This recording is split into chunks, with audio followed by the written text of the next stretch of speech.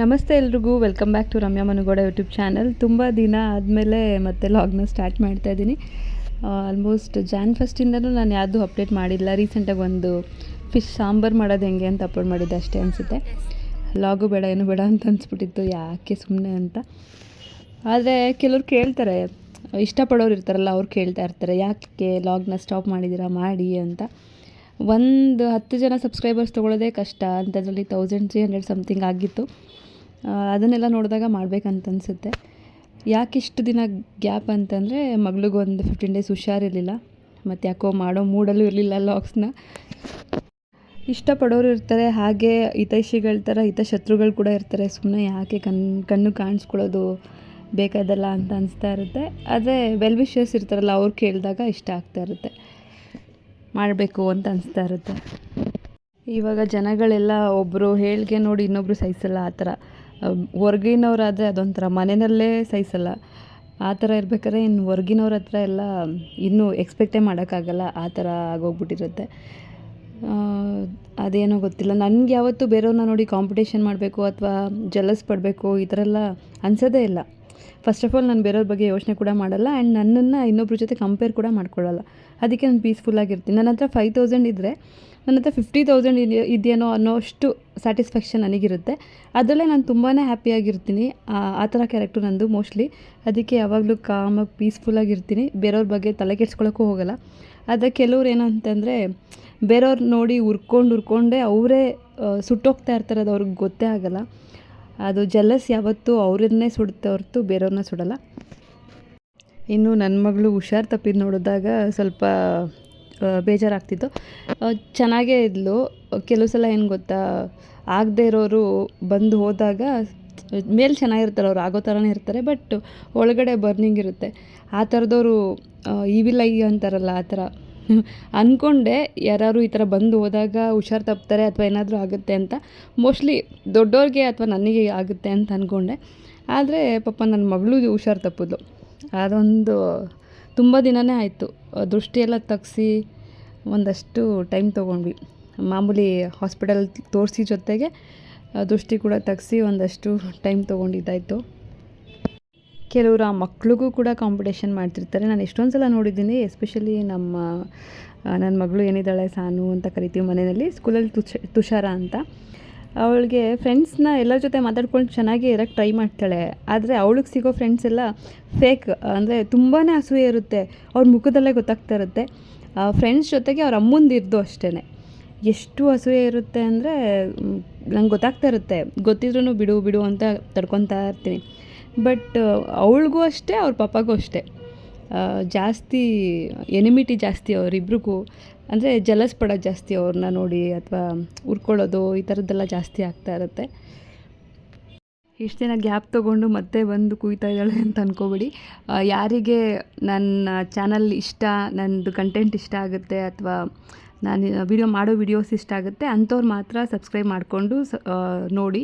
And ಯಾರಿಗಿಷ್ಟ ಇಲ್ಲ ದಯವಿಟ್ಟು unsubscribe ಮಾಡ್ಕೊಳ್ಳಿ, ನನಗೇನು ಬೇಜಾರಿಲ್ಲ. ನನಗಿದ್ರಿಂದ ಅರ್ನಿಂಗ್ಸ್ ಬರುತ್ತೆ ಅಥವಾ ಇದರಿಂದ ನಾನೇನೋ ದಬಾಕ್ಬೋದು ಆ ಥರ ಎಲ್ಲ ಮೈಂಡ್ ಇಟ್ಕೊಂಡು ನಾನು ಫಸ್ಟ್ ಆಫ್ ಆಲ್ ಈ ಲಾಗ್ಸ್ನ ಮಾಡ್ತಾಯಿಲ್ಲ. ಇದು ಜಸ್ಟ್ ನಂದು ಹಾಬಿ ಅಂತೇಳಿ ಮಾಡ್ತಾಯಿದ್ದೆ ಅಷ್ಟೇ. ಅದು ನನಗೆ ಫಸ್ಟಿಂದನೂ ಸ್ವಲ್ಪ ಕ್ರೇಜ್ ಇತ್ತು, ಇದು ಲಾಗ್ ಅಂತ ಹೇಳಿ. ಅದಕ್ಕೆ ಮಾಡೋಣ ಅಂತ ಮಾಡ್ತಾಯಿದ್ದೀನಿ. ಇದ್ರಲ್ಲಿ ಬರೋ ಅರ್ನಿಂಗ್ಸ್ನೆಲ್ಲ ಕಾಯ್ಕೊಂಡು ಕೂತ್ಕೊಂಡ್ರೆ ಅಷ್ಟೇ ಕತೆ.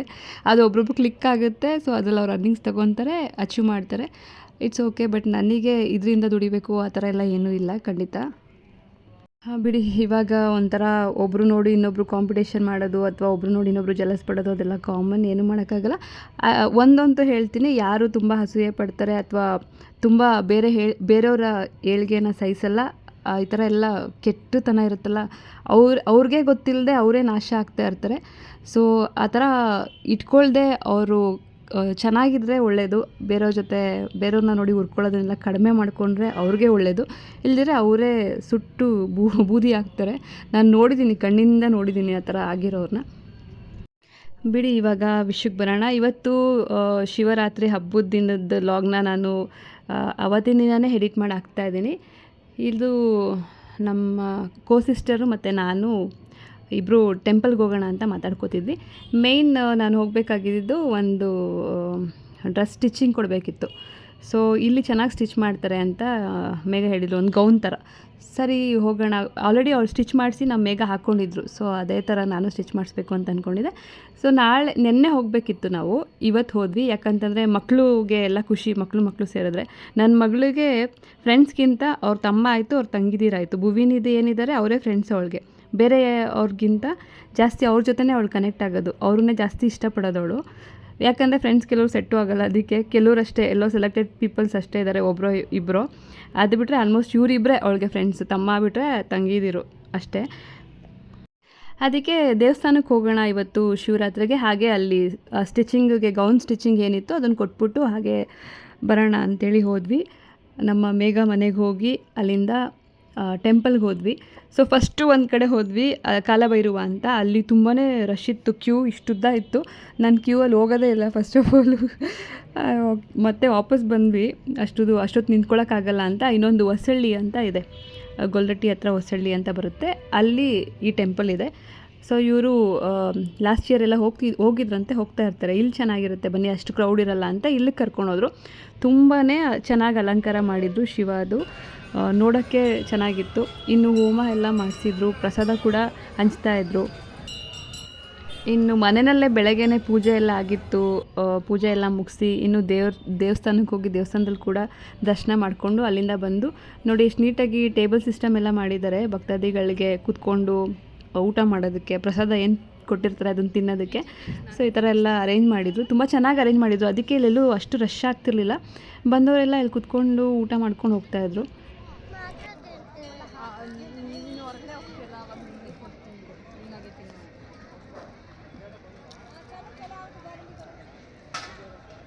ನಾನಾಗೆ ತಿಂತಾ ಇದ್ದೆ ಅಂತೆ ಇವಾಗ ಹೇಳೋದು ಡೈಲಾಗ್. ಟೇಬಲ್ ಹಾಕ್ಸಿರೋದ್ರಿಂದ ತಲೆನೋವಿಲ್ಲ, ಕುತ್ಕೊಂಡು ಆರಾಮಾಗಿ ಮಕ್ಕಳು ತಿನ್ಸ್ಕೊಂಡು ಹೋಗಿ. ಪ್ರತಿ ವರ್ಷ ಹಿಂಗೆ ಫಸ್ಟು ಸ್ಟಾರ್ಟಿಂಗಲ್ಲಿ ಬರೀ ಟೇಬಲ್ ಹಾಕಿಸ್ಬಿಡ್ತಾಯಿದ್ರು, ಆಮೇಲೆ ಗೊತ್ತಾಯಿತು ಚೇರ್ ಹಾಕ್ಸ್ಬಿಟ್ಟಿದ್ರು, ಆಮೇಲೆ ಕೆಳಗಡೆ ಎಲ್ಲ ಇದೆಲ್ಲ ಕ್ಲೀನ್ ಮಾಡಿಸಿ ಎಲ್ಲ ಮಾಡಿಸಿದ್ರು. ನಾನು 8 ವರ್ಷದಿಂದ ಸಖತ್ ಚೇಂಜಸ್ ಇರೋದು ನೋಡಿದ್ದೀನಿ ಪ್ರೈವೇಟ್ ಅವರು ಇದ್ರಲ್ಲಿ ಇರೋದಕ್ಕೆ. ಯಾರನ್ನ ಎತ್ಕೋಬೇಕು? ಅಯ್ಯೋ, ಅದು ಸಾನಾಗ ಹೇಳ್ತಿದ್ದಾರೆ ಎತ್ಕೋ ಅಂತ.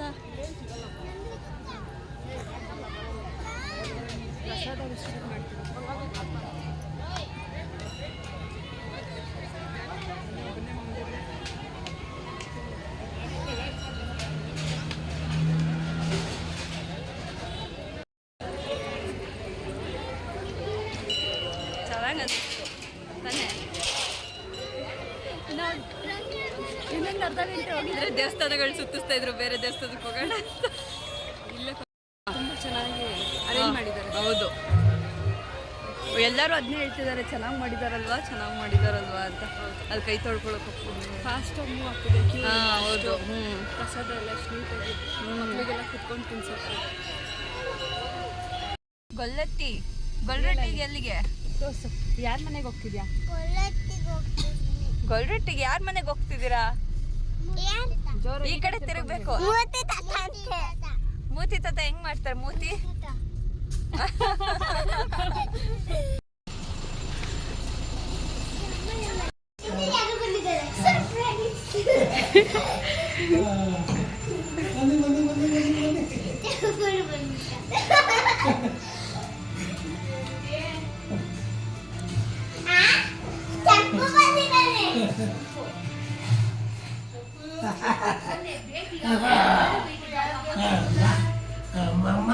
ಇನ್ನು ಅಲ್ಲಿಂದ ನಾವು ಹೊರಟಿದ್ದು ನಮ್ಮ ಅತ್ತೆ ಮಾವ ಮನೆಗೆ.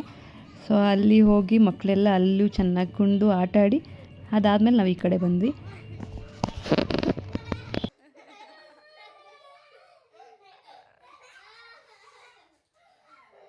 ಹಾಕಿದ್ರೆ ಖುಷಿ ಆಗ್ಬೇಕು, ಖುಷಿಲಿ ಅಳ್ತಾ ಇದ್ದೀರಾ ನೀವಿಬ್ರು.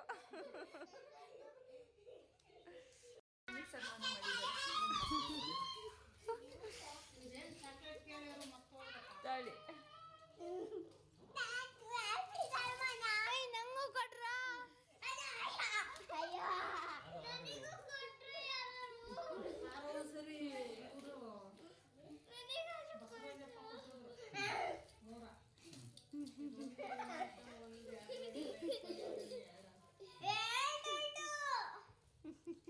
ಒಳಗೋದ ಅದು ಒಳಗೋದ ಏನು ಮಾಡ್ತೀನಿ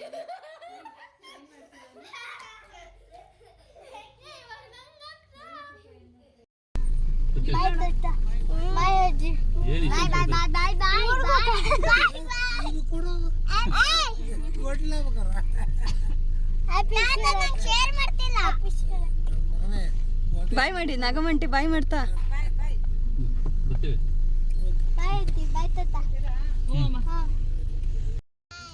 ಸ್ಮೈಲ್. ಎಲ್ರಿಗೂ ಮಹಾಶಿವರಾತ್ರಿ ಹಬ್ಬದ ಹಾರ್ದಿಕ ಶುಭಾಶಯಗಳು. ದೇವರು ಎಲ್ರಿಗೂ ಆಯಸ್ಸು ಆರೋಗ್ಯ ಸುಖ ಶಾಂತಿ ನೆಮ್ಮದಿ ಕೊಟ್ಟು ಕಾಪಾಡಲಿ ಅಂತ ಕೇಳ್ಕೊತೀನಿ ನನ್ನ ವ್ಯೂವರ್ಸ್ ಆ್ಯಂಡ್ ನನ್ನ ವೆಲ್ ವಿಶರ್ಸ್ಗೆ. ಸೊ ಯಾರೆಲ್ಲ ಮಿಸ್ ಮಾಡ್ಕೊತಿದ್ರೆ ಅವರಿಗೋಸ್ಕರ ಈ ಲಾಗ್ನ ನಾನು ಅಪ್ಲೋಡ್ ಮಾಡ್ತಾಯಿದ್ದೀನಿ.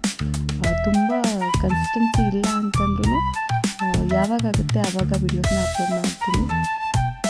Thank you so much.